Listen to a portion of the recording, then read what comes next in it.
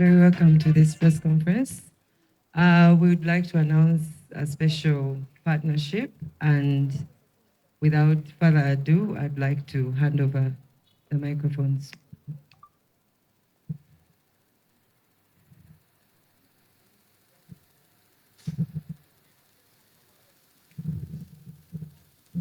Good afternoon, everyone. Thank you for making the time to come and share with us or be present when we share with you some really exciting good news.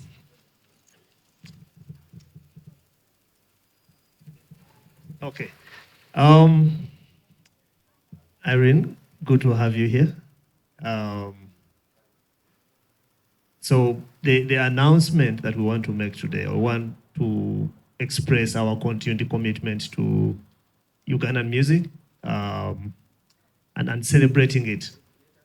We've been not just one of the biggest creators of Ugandan music, but also one of the biggest celebrants of Ugandan music.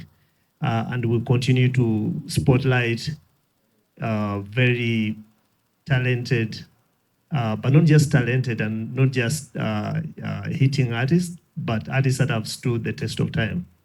And that's why we'll have to call her Timeless Iryn.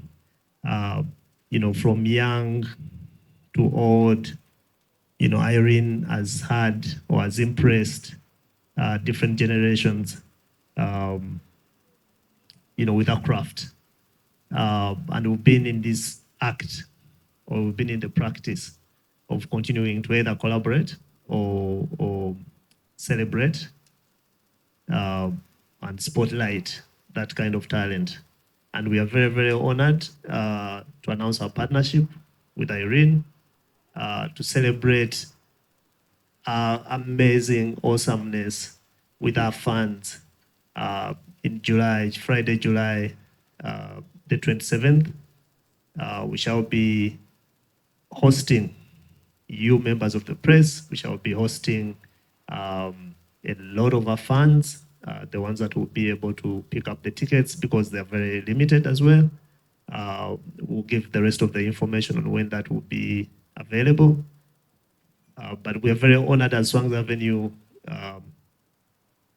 to be in partnership with her, to be in partnership with an icon, an artist that has proven to be timeless.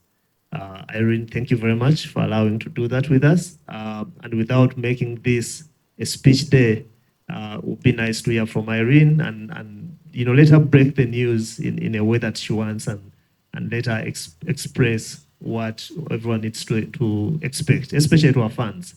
Let her speak to them. And then from there, we'll be able to take some questions from you.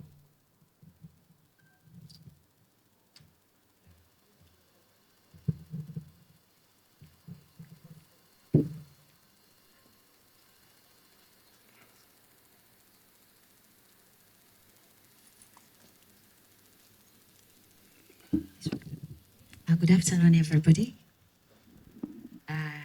It's very good to see you. I'm very happy to see you all here today. And I must say that I'm very, very excited about what I am about to announce. The reason I'm here today is to let you all know that after a long wait, I have finally, we've partnered with Swangz Avenue. We have the dates and we have the venues. But first, we have the 26th of July, 2024 at Serena Hotel. So the tickets will be 150 for the early birds and then 200 at the gate. So please get your tickets now. If you want to be a part of this show, please get your tickets now. There will be other shows. So those dates will be communicated to you. And one thing that everybody must know is that I'll step on stage at exactly 8 p.m. So please come early. And thank you so much. I'll be waiting for the other questions.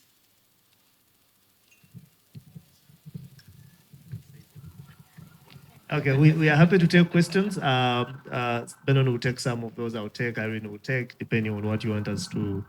But I'll just emphasize on what Irene has just said in terms of we want to urge all Irene fans to keep time on the day. If you've been part of our Swangz experiences, most of the events we've held, not even just at the Serena, but even at the Serena, when we say it's 8 p.m., it's 8 p.m. And Irene's set is about 90 minutes to about 120. So basically it's about an hour and a half to 2 hours. So if you come in at 9, you've missed pretty much most of the show. Yeah, I just wanted to re-emphasize that. We usually don't bluff when we talk about time, because by 11:30, we saw it on the last one we had here. You know, beautiful show, 2 hours, and at 11 we are closing, and people are like, okay, is it done already? Yeah, we shall do the same again. Good afternoon. My name is Isaac from Monitor. Someone needs to be coordinating the questions. Someone is raising his hand. Isaac, go ahead, please. Earlier this year, we talked to Irene, asked her about a concert, and she said it's not something she was thinking about. What kind of convincing did Swangz Avenue do to make you have a concert this year? Is it earlier this year? Yes. There was a concert at Serena, Yeah. and we asked you a question, and you said a concert is not something. Last year was it? Yeah, I think it was Azawi's It concert. was last year. Yeah, it was It last was year. last year. Yeah. Yeah, I was not ready yet. But I said maybe next year. We shall see next year. I was just not ready. But now I'm very ready. And when I say I'm ready, I'm ready.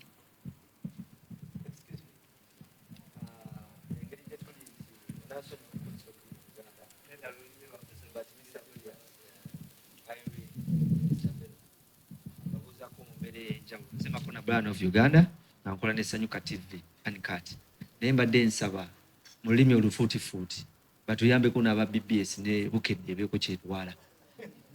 Kuba kati mwekubidde nnyo mu lulimi Olungereza. Omwami anaakiddamu ekibuuzo n'akimbuuza mu Luganda era kubanga ogenze mu maaso. Yes.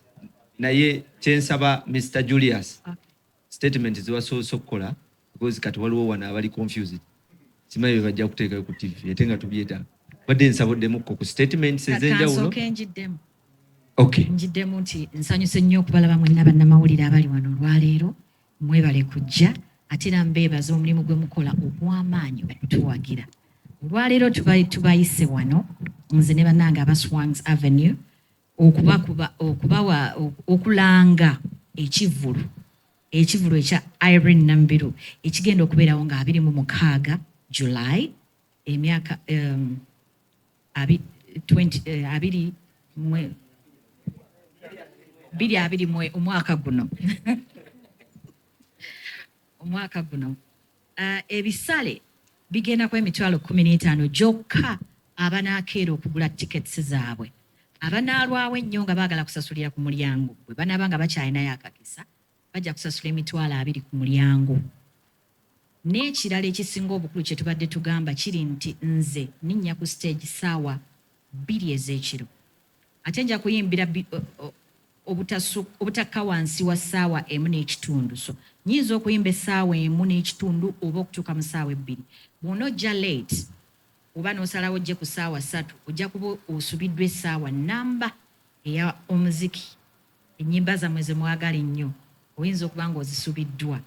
Aba Swangz Avenue nga bwe mubamanyi nga bwe mulabyeko shows ze ba organizing ze bakwata obudde. Nange kennyini nkwata obudde. So mujje mu time tetujja kuba na luseregende lw'abayimbi abatandika ebyo bye mwaka owedda ne bayimba ne mwebaka ne mugamba ate kati tukooyo mimbi ajja no tetujja kuba n'abo bonna. Wayinza okubawo surprises naye temusuubira nnyo mukibe mujja okusooka okulaba. Muyinza okusookera ddala okulaba nze ku stage ku ssaawa 2. Mwebale nnyo mwebale ddala.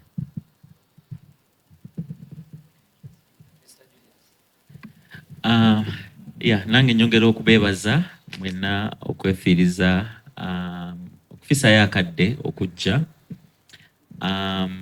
era nga munange we yogedde tuli basanyufu nnyo okulaba nti to collaborating oba to partnering ne n'omuyimbi Nakinku omuyimbi gwe tukuze tulaba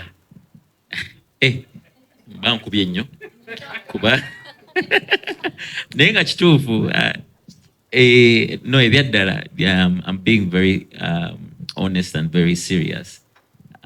Omuyimbi ono nze nkuze mulaba wadde siri wajjo naye yeah. So we are really excited. Era tuli beeteefuteefu okufuula olunaku olwo 26 July okulufuula memorable oba fenga Swangz Avenue twagala nnyo okukola a memorable experience for everyone that comes through. N'okwongera okujaguza oba okujaganya oba okucelebratinga abayimbi baffe ab'e Uganda. So mbasaba mujje mukuume obudde nga Iryn wagambye tunyumirwe wamu era tweyongere okutambuza ekintu ky'omuziki gwaffe ogwa Uganda. Mwebale nnyo mwebayedda. Mbadde neerabidde okugamba nti essanyu limbuganye ng'omwoki wagonja okuba nti nkolaganye ngenda kubanga nkola ne Swangz Avenue ti nga bategeka ekivulu kubanga bannakinku mu kintu kino.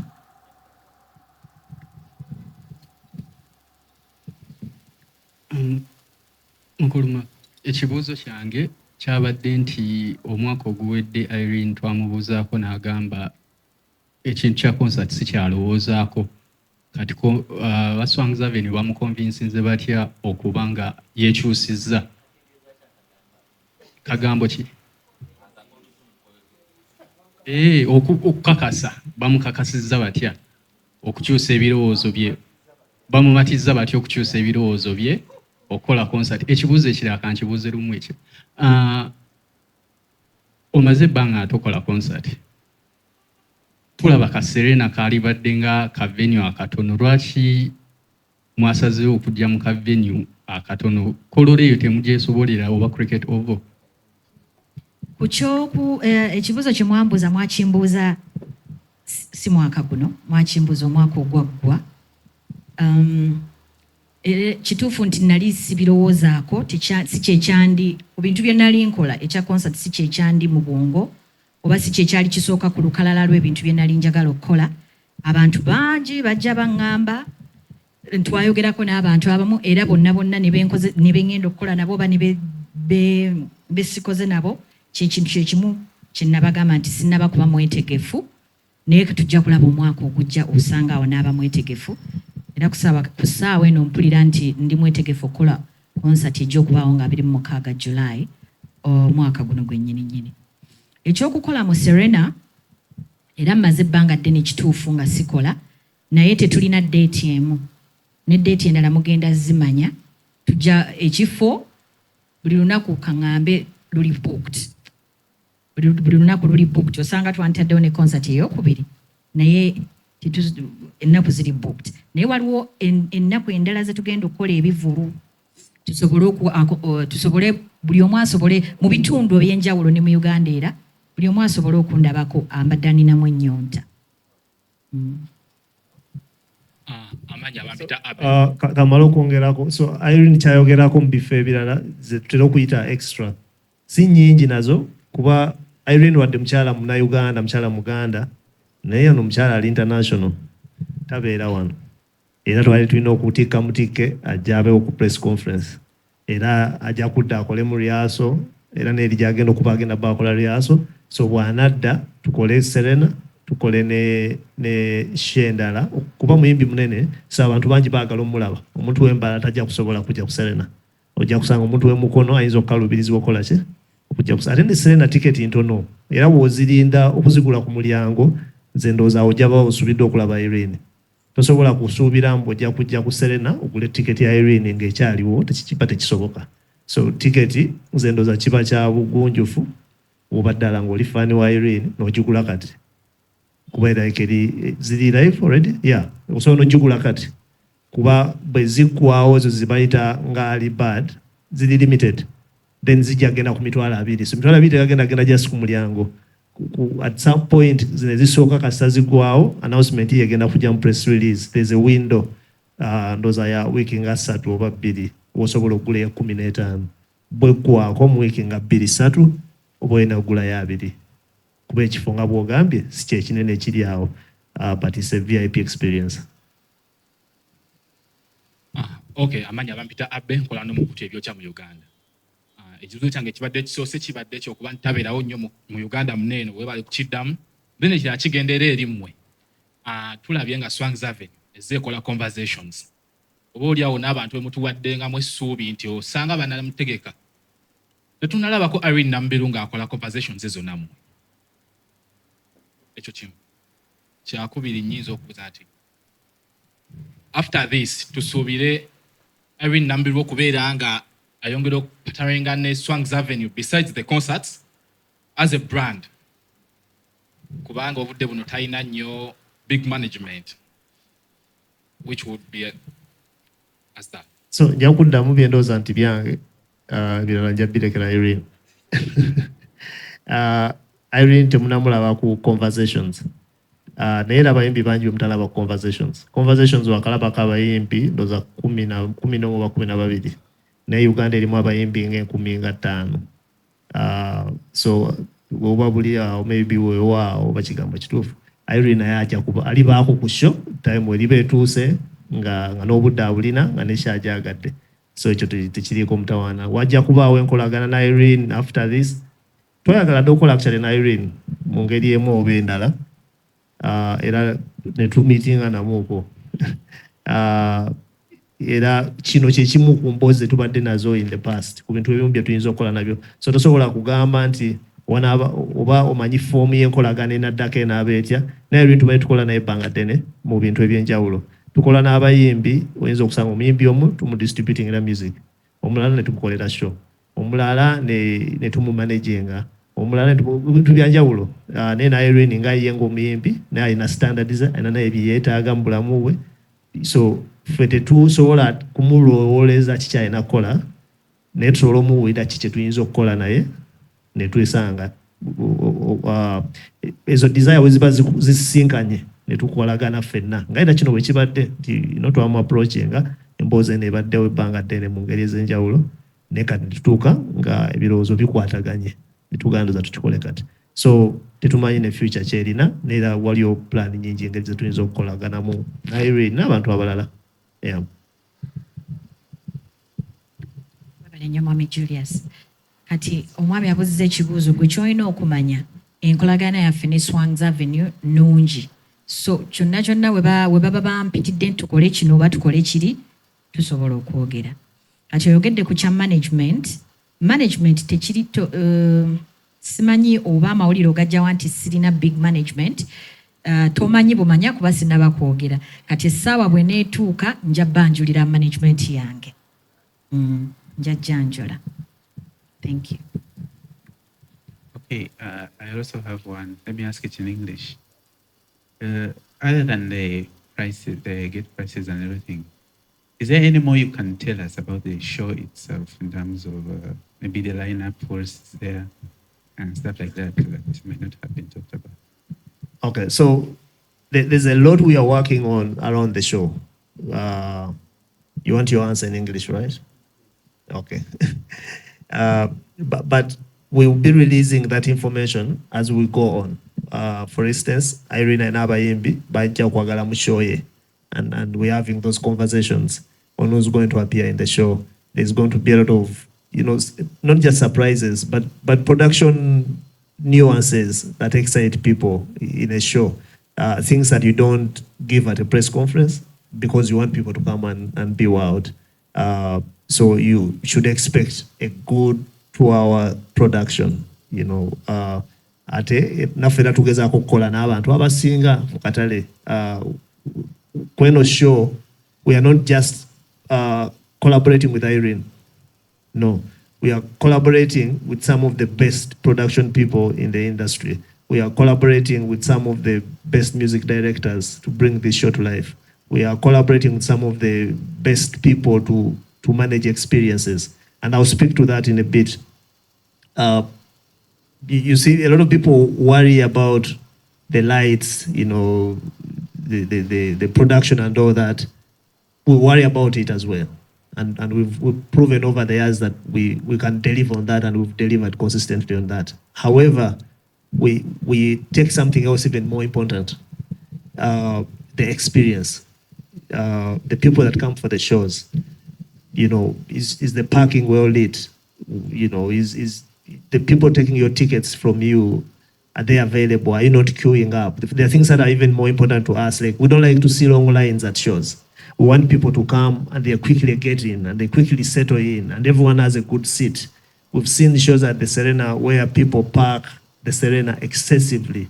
We don't do that. When we sell out, we've sold out, because we take the comfort of the people that come to the show very, very important. Comfort and their safety.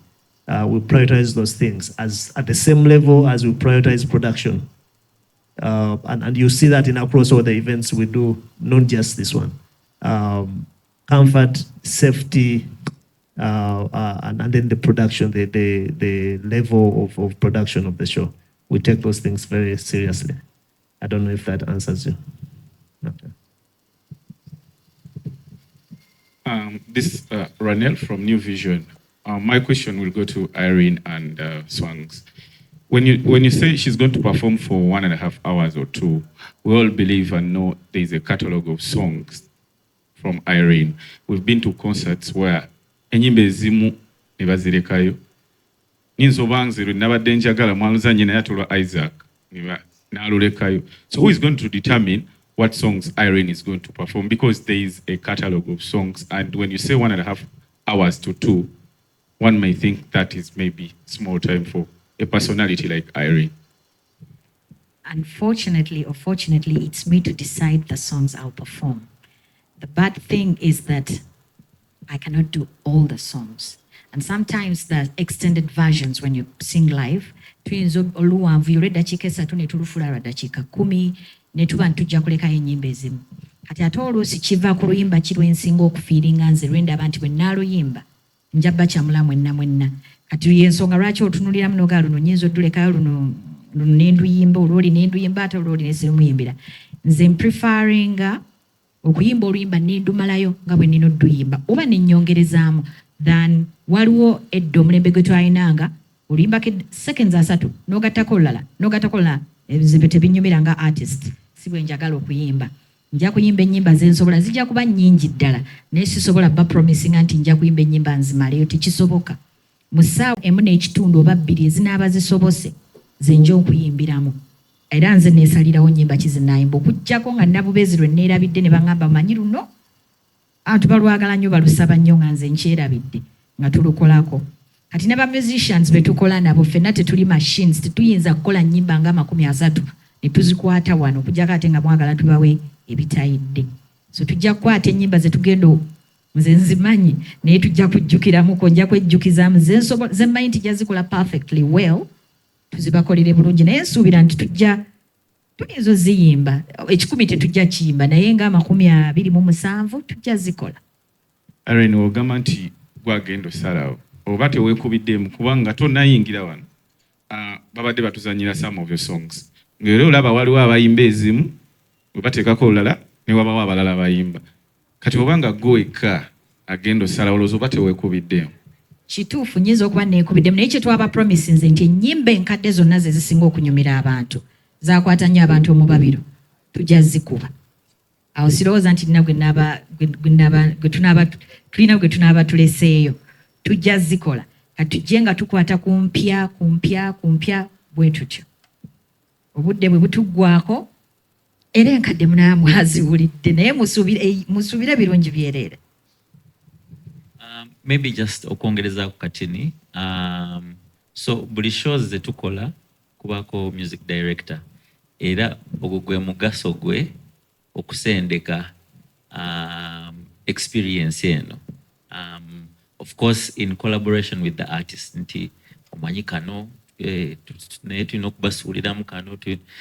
Era music director ina role y'amaanyi nnyo making sure nti ategeera omuyimbi then yeteeka naye mu kifaananyi kya fan agenda okunyumirwa ennyimba zino. Yeah, I'm sure we'll make sure that we take care of that issue. But like the artist said, chiba chizibu, I'm sure that you've experienced it.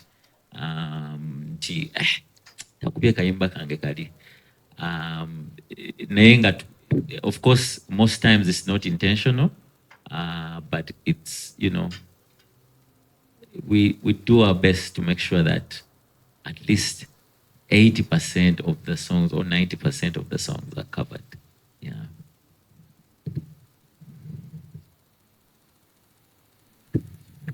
Humphrey, ate nekirala omuyimbi nga munene bw'ati nga bw'ali tosobola kuba nnyimba n'ozimalayo. Eri abayimbi ng'asobola okuba ennyimba n'ewolayo n'endala n'afuna gye yeeyazika endala n'ajjuza hours 2.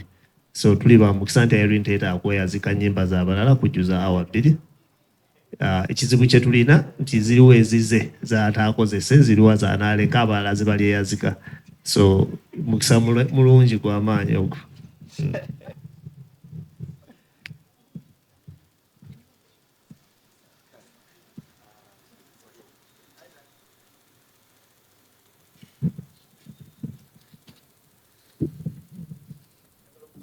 Mukulu Julius, njagadde nnyo answer ye ya experience nti mwe temutunuulidde kiva ku stage kyokka, because shows zetubaddeko ezimu abantu bagamba miliyoni 3 VIP naye n'otuuka wali ng'abantu tebalina byakunywa ku mmeeza.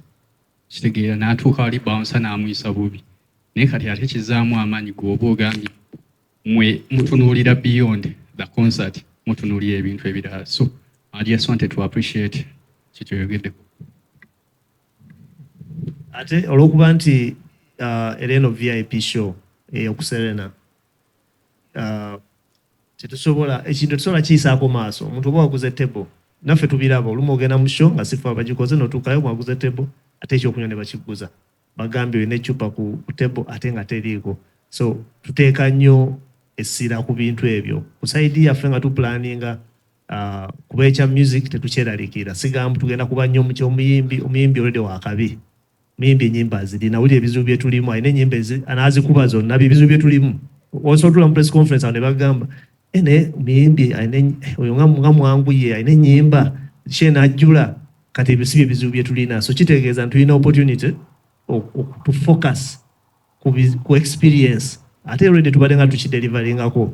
Olumu wabaawo ebitatuukiridde nnyo, naye nga omuntu oba oguze table yo ojja kufuna buli ekikusuubizibwa ku table yo. Teri agenda eri bounce agenda kusindika ku kanyuga eri okujjako ate ng'oyagala kalubiriza abaguze table yaabwe oba abaguze tiketi yaabwe. So ffe tukulembeza nnyo eky'omuntu eyaguze tiketi n'engeri gy'ayisibwamu okujja ku show n'engeri show gy'aginyumirwamu, ate si paka nga kyewedde, paka ng'afulumye ne we twamuyise we twamutegekedde show, nti toba ng'ofuluma amadaala ate omuntu n'asika akasawoko. Tugezaako nnyo okufa ku bintu ebyo. So mu show ya Iryn ebyo ebintu tebirina byeraliikirira. Mumina kujja nga maybe kyeweeraliikirira nti oba akayimba kange mwekali muzagenda okukuba kuba ennyimba alina nnyingi, kyokka kyolina okweraliikirira. So teekayo request. Bafaani basobola teekayo request ku social media ne bagamba Iryn byonna byokola teweerabira akayimba kange kali ajja zisoma.